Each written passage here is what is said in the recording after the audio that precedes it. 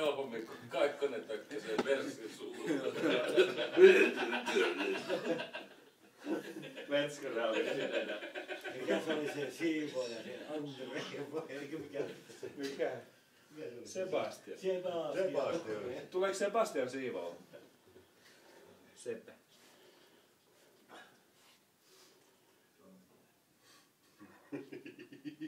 Miksi se meni kurkkimaan? Mä en ymmärrä, että joillekin on... Jännä, että ei ole kaukkusta tullut ollenkaan. Jännä homma.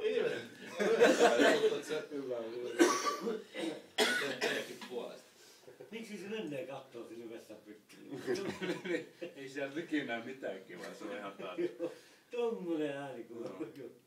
Ei ole jätkällä turnauskestävyyttä, niin kuin voi sanoa suoraan. Että kyllä, tossa mä oon pikkusen pettynyt, että pitää pikkusen vähän viittää aliurakoitsijat uudestaan. Että ei saatana, jos tommonen kunto on, niin ei.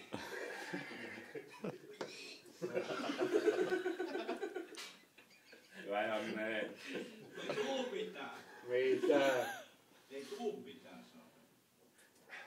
Joo, vettä. Tyhjä, onko tyhjä jo vai? Joo, vettä sieltä pytyy. Tuu ottamaan täältä, on vähän jotain mitä oksentaa, onhan se paljon mukava. Juola se sitä pöntön reunaa. Vähän suola. Saa vähän suolasta. Teillä on hauska muuten ajomatkalla ohjaa. 100 metrin.